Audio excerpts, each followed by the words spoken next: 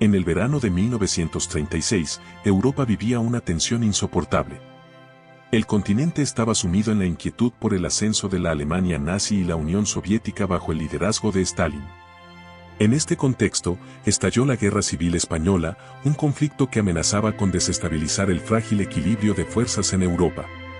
Las principales potencias occidentales, como Reino Unido y Francia, temían que cualquier intervención en el conflicto pudiera desencadenar consecuencias catastróficas. Por ello, se instauró una política de no intervención, compartida también por Estados Unidos bajo la presidencia de Roosevelt. José Giral, entonces presidente del Consejo de Ministros de la República Española, solicitó asistencia a su homólogo francés, Léon Blum. Blum, inicialmente dispuesto a enviar armas de manera clandestina, se vio obligado a retirar su apoyo debido a la presión diplomática británica y a las amenazas políticas internas en Francia. En ese momento, el Banco de España. Antes de comenzar, no olvides suscribirte, darle like y activar la campanita y quédate hasta el final del video para descubrir la historia de un saqueo histórico, el oro de España. Empecemos. Custodiaba una imponente reserva de 708 toneladas de oro, situándose como la cuarta mayor del mundo. La mayor parte de este oro se encontraba en Madrid, con depósitos adicionales en Francia y varias sucursales provinciales. Con la consolidación del levantamiento, los insurgentes establecieron un Banco de España alternativo en Burgos y se apoderaron del oro en las regiones bajo su control. No obstante, la sede central y las sucursales más importantes continuaron bajo el control de la República. Frente al avance de Franco y la falta de acceso a los mercados financieros internacionales, el gobierno de Giral decidió usar parte de las reservas de oro para financiar la compra de armamento. El 25 de julio, se envió una significativa porción del oro a París y Londres para adquirir armas de países como Checoslovaquia y Polonia. Aunque el material bélico llegó a España el 8 de agosto, no pudo ser utilizado de inmediato, especialmente los aviones. A finales de agosto, bajo la influencia de Francia y Reino Unido, 27 países europeos firmaron un pacto de no intervención en España, comprometiéndose a no vender armas a ninguno de los bandos en conflicto. Sin embargo, Alemania, Italia y Portugal ignoraron el acuerdo y continuaron apoyando a los insurgentes. México fue el único país que proporcionó ayuda directa a la República, enviando material militar. Stalin, observando la situación con cautela, temía que una victoria de los sublevados fortaleciera las ambiciones expansionistas de Hitler y pusiera en peligro las fronteras soviéticas. Sin embargo, no quería ser percibido como un promotor del comunismo por Londres y París, por lo que optó por estrechar lazos diplomáticos con el gobierno republicano. El 27 de agosto de 1936, el embajador soviético Marshal Rosenberg presentó sus credenciales al presidente de la República Española, Manuel Azaña. Junto a Rosenberg llegó Arthur Stasavska, quien jugaría un papel crucial en esta historia. Pocos días después, la situación se volvió insostenible para José Giral, incapaz de controlar a los milicianos y ante el avance imparable de las tropas sublevadas hacia Madrid. Giral dimitió y fue reemplazado por el socialista Francisco Largo Caballero como presidente del Consejo de Ministros. Largo Caballero nombró a Juan Negrín como ministro de Hacienda. El embajador soviético Marshal Rosenberg rápidamente ganó la confianza de Largo Caballero, mientras que el agente soviético Arthur Stasavska se convirtió en un aliado cercano de Negrín. Según documentos soviéticos desclasificados en 1991, el 14 de septiembre el Politburó lanzó la Operación X para proporcionar ayuda militar y humanitaria a la República Española, fortaleciendo al Partido Comunista de España, pero con la instrucción de no gastar ni un solo rublo en el proceso. Mientras tanto, las tropas de Franco, ahora designado general de los sublevados, amenazaban con tomar Madrid. Ante este peligro, el gobierno de Largo Caballero decidió trasladar las reservas de oro del Banco de España a un lugar seguro, lejos del alcance de las tropas franquistas y de los anarquistas que querían llevarse el oro a Barcelona. El 13 de septiembre, el Consejo de Ministros autorizó a Juan Negrín a trasladar el oro a un lugar seguro. El día siguiente, el gobernador del Banco de España fue informado de la decisión, pero se negó enérgicamente a cooperar. No obstante, el traslado ya estaba en marcha. En la cámara blindada a 35 metros de profundidad, 80 personas preparaban el movimiento del oro.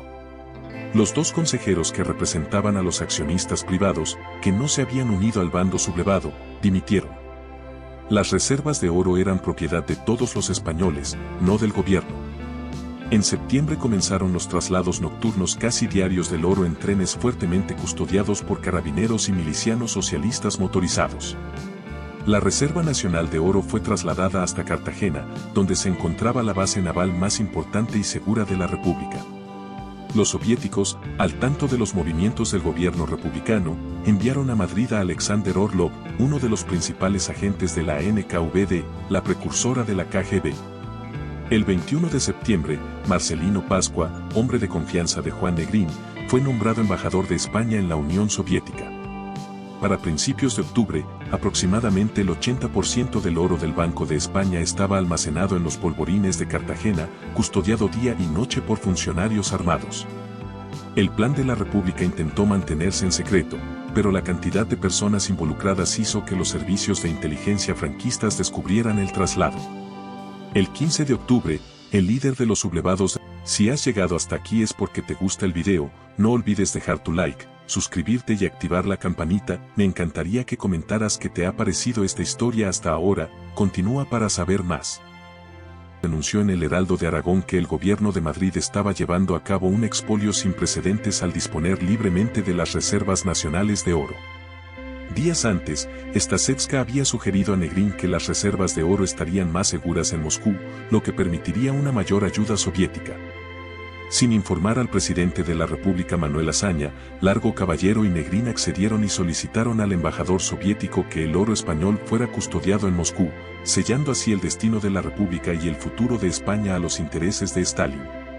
El 20 de octubre, Stalin envió un mensaje a Orlov junto con el embajador Rosenberg: organice con el jefe del gobierno español el envío de las reservas de oro de España a la Unión Soviética.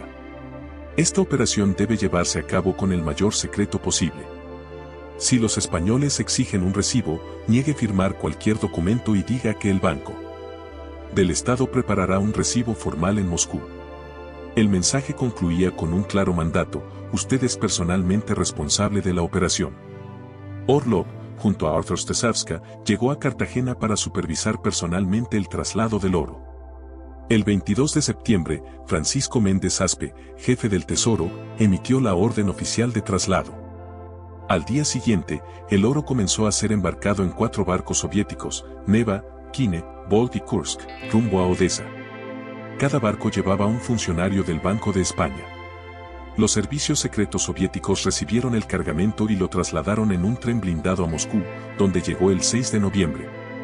Orlov relató que Stalin celebró la llegada del oro con un gran banquete, afirmando que los españoles no volverán a ver su oro nunca más, como tampoco verán sus orejas. 3 meses después se completó el recuento, pesaje e inspección del oro. Según los registros contables y las anotaciones personales de Negrín, entregados por su hijo al gobierno español en 1956, y los archivos reconstruyeron la historia del oro de Moscú. Artur Stasevska pidió a Negrín el pago de una factura de $51 millones por la ayuda proporcionada a la República, que inicialmente se consideraba un regalo para combatir el fascismo, además del costo del traslado del oro a Moscú. En febrero de 1937, Largo Caballero ordenó la primera venta de oro para pagar, entre otras cosas, la deuda con la Unión Soviética. Entre marzo de 1937 y abril de 1938, se realizaron más ventas para adquirir divisas y comprar armas, hasta que en agosto de 1938 solo quedaban, según Moscú, unas 2 toneladas de oro. La Unión Soviética también recibió una cantidad indeterminada de metales preciosos de la Caja General de Reparaciones creada por Largo Caballero para incautar bienes de civiles que apoyaron a los sublevados. Las cajas de oro que quedaron en Cartagena fueron vendidas a Francia, que aceptaba el oro pero no despachaba armamento a la zona republicana. Los precios subieron hasta un 1% debido a la enorme emisión de monedas sin respaldo.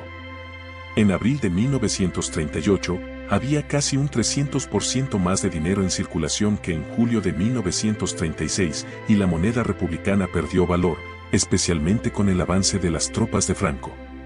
Solo los extranjeros y la élite política tenían acceso a divisas, mientras que el resto de la población recurría al trueque para sobrevivir. La mayoría de los historiadores coinciden en que la Unión Soviética recibió el oro como pago por sus servicios, una transferencia económica en un momento en el que España ya no podía mantener el conflicto. Durante la guerra, El oro se utilizó para sostener el esfuerzo militar y para pagar a los partidarios internacionales. Después de la guerra, el oro fue utilizado por Stalin para financiar su agenda política y económica, incluyendo las purgas y los desarrollos militares. La historia del oro de Moscú sigue siendo un testimonio del complejo juego político y económico de la época, un reflejo de las decisiones desesperadas en tiempos de guerra y la manera en que las potencias internacionales moldearon el destino de una nación. A continuación, te presentamos una breve historia. En una pequeña aldea rural, oculta entre montañas, vivía una joven llamada Valentina. Su vida era tranquila, marcada por los días trabajando en los campos y las noches bajo las estrellas, imaginando historias sobre lugares lejanos. Su único compañero era un viejo cuaderno que siempre llevaba consigo, donde dibujaba escenas que veía en sus sueños. Sin embargo, Valentina sentía que algo en su vida faltaba, un anhelo inexplicable que la consumía en silencio. Una noche, cuando la luna brillaba con fuerza, Valentina tuvo un sueño extraño. Soñó con una puerta escondida en el bosque cercano, una puerta antigua de madera desgastada. Al despertar, la sensación del sueño seguía tan viva que decidió ir a buscarla. Con el corazón acelerado, se adentró en el bosque, siguiendo sus instintos. Tras horas de búsqueda, justo cuando pensaba que todo era una locura, la puerta apareció ante ella, tal como en su sueño. Sin pensar dos veces, Valentina la abrió. Del otro lado no había un camino, sino un vasto y extraño paisaje, una mezcla de lo familiar y lo desconocido. Los colores eran más intensos, y el aire, más ligero. Unas criaturas fantásticas de formas luminosas la rodearon, susurrando su nombre como si la esperaran desde hacía tiempo. Guiada por estas extrañas criaturas, Valentina llegó a un río resplandeciente. En su superficie, las estrellas se reflejaban como si el cielo mismo descansara allí. Una figura salió del agua, una mujer de ojos brillantes y cabello de plata. Era la guardiana de aquel mundo, y le dijo a Valentina que había sido elegida para cumplir una misión importante. Este lugar es un reflejo de tus deseos más profundos, le explicó la guardiana. Pero también de tus miedos. Para mantener el equilibrio entre ambos mundos, debes descubrir lo que verdaderamente buscas en tu corazón. Valentina aceptó el reto sin dudar, sabiendo que no podría regresar a su vida anterior hasta que encontrara esa respuesta. En su viaje a través de aquel mundo fantástico, enfrentó sus propios temores, desde las sombras de la inseguridad hasta los recuerdos de pérdidas pasadas. Cada obstáculo la empujaba a mirar más profundamente dentro de sí misma. Finalmente, Valentina llegó a la cima de una montaña, donde el paisaje entero se desplegaba ante ella. Fue allí donde comprendió que su deseo más profundo no era escapar ni huir, sino descubrir quién realmente era y lo que su corazón anhelaba. Solo al aceptar tanto su luz como sus sombras, podría encontrar la paz que siempre había buscado. Con una sonrisa, Valentina regresó a la puerta por donde había entrado. Al cruzarla, el mundo volvió a ser el mismo de siempre, pero ella ya no era la misma.